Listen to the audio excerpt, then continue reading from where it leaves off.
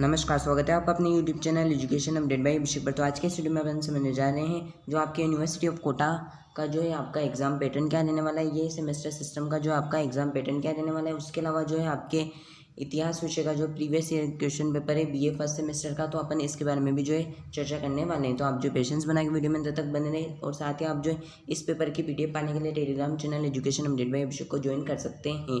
तो चलते बिना किसी देरी की वीडियो की तरफ। तो इस प्रकार से जो है आपका एग्ज़ाम पेपर होता है।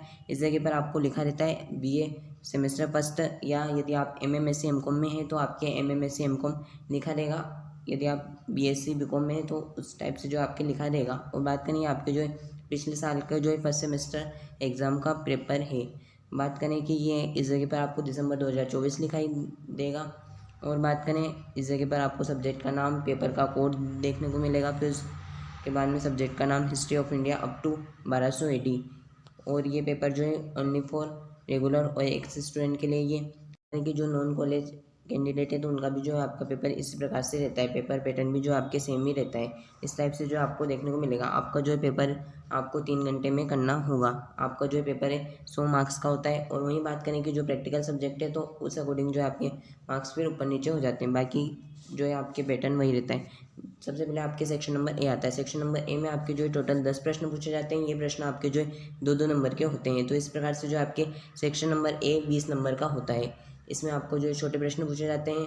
और बात करें सेक्शन नंबर बी, तो सेक्शन नंबर बी में आपके बड़े प्रश्न पूछे जाते हैं। सेक्शन नंबर बी आपके टोटल 80 मार्क्स का होता है। इसमें आपके जो है 5 प्रश्न पूछे जाते हैं जो कि आपके जो है 16 से 9 नंबर के होते हैं। तो इस प्रकार से आपके जो है 16 × 5 80 नंबर का जो है आपका पेपर होता है। ऐसे आपके जो है टोटल 100 मार्क्स का पेपर होने वाला है।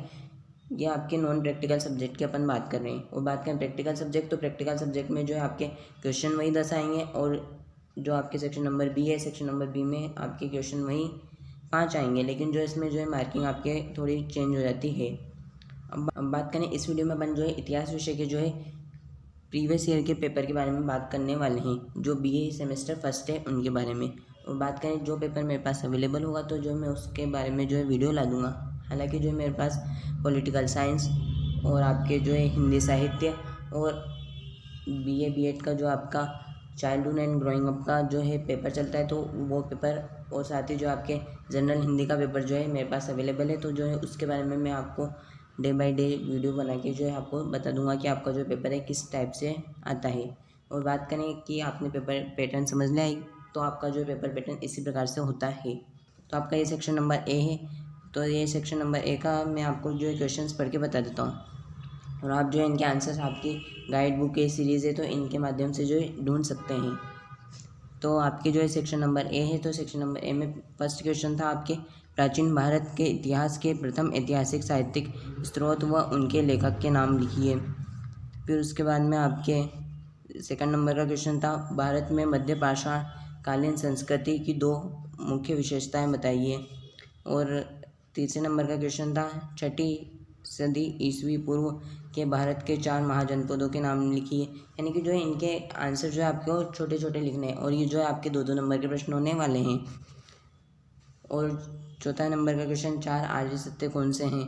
और 5वें नंबर का क्वेश्चन 2री सदी ईस्वी पूर्व से 3री सदी ईस्वी पूर्व के मध्य भारत के विदेशी आक्रमणकारियों का नाम लिखिए। फिर उसके बाद में 6ठे नंबर का क्वेश्चन था आपके रुद्रदामन के जूनागढ़ अभिलेख का ऐतिहासिक महत्व क्या है। 7वें नंबर का क्वेश्चन था आपके स्कंदगुप्त का भीतरी स्तंभ लेख किन किन ऐतिहासिक तथ्यों पर प्रकाश डालता है। 8वें नंबर का क्वेश्चन है आपके गुप्त शासक रामगुप्त की ऐतिहासिकता पुष्ट करने वाले 2 स्रोतों का उल्लेख कीजिए। 9वें नंबर का क्वेश्चन था आपके हर्षवर्धन द्वारा किन साहित्यिक ग्रंथों की रचना की गई थी, तो उसके बारे में बताइए।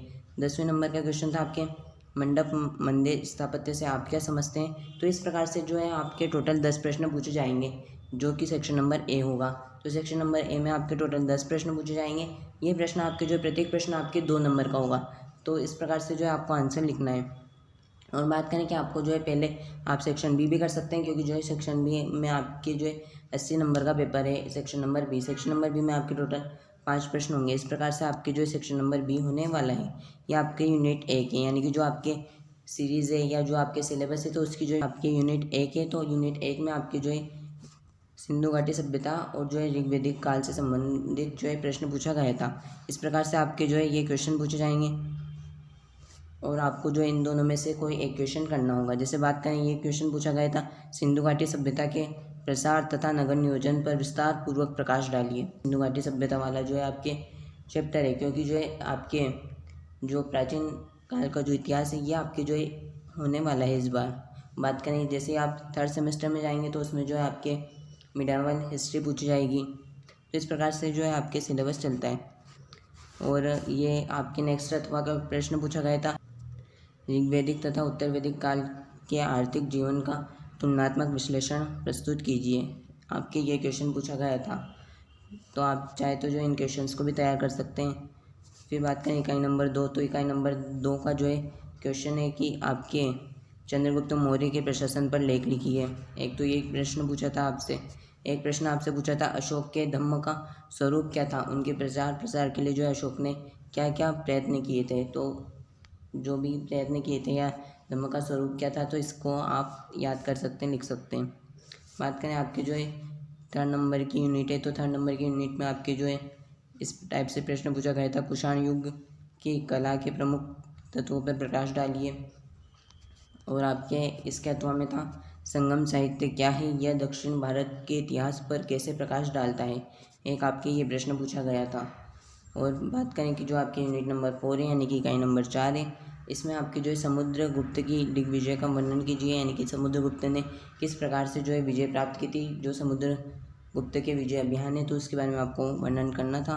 और बात करें कि जो है आपके गुप्त काल प्राचीन भारत का स्वर्ण युग था, इसका मूल्यांकन कीजिए। तो ये प्रश्न आया था आपके।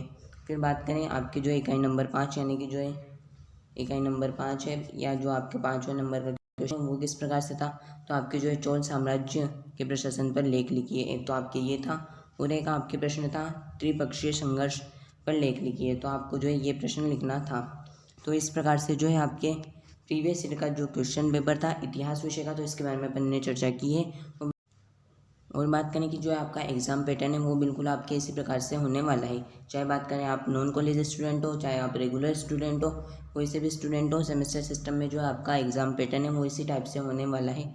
आपके जो है टोटल 5 प्रश्न पूछे जाएंगे, जो कि होंगे आपके लॉन्ग, और जो आपके छोटे वाले क्वेश्चन हैं वो आपके टोटल 10 पूछे जाएंगे। तो इस प्रकार से अपन ने जो प्रीवियस ईयर के क्वेश्चन पेपर के बारे में भी जो है चर्चा कर ली है। आप चाहे तो इसकी PDF के लिए टेलीग्राम चैनल का लिंक डिस्क्रिप्शन में दिया हुआ है, तो आप टेलीग्राम चैनल के माध्यम से भी जो है इसकी PDF प्राप्त कर सकते हैं। यदि आपको वीडियो पसंद आया तो वीडियो को करें लाइक, चैनल पर नए तो चैनल को आज ही सब्सक्राइब, ताकि आपको इसी प्रकार से इन्फॉर्मेटिव वीडियो की जो नोटिफिकेशन है वो समय समय पर मिलती रहे। मिलते हैं नेक्स्ट वीडियो में किसी नए टॉपिक के साथ। तब तक के लिए धन्यवाद।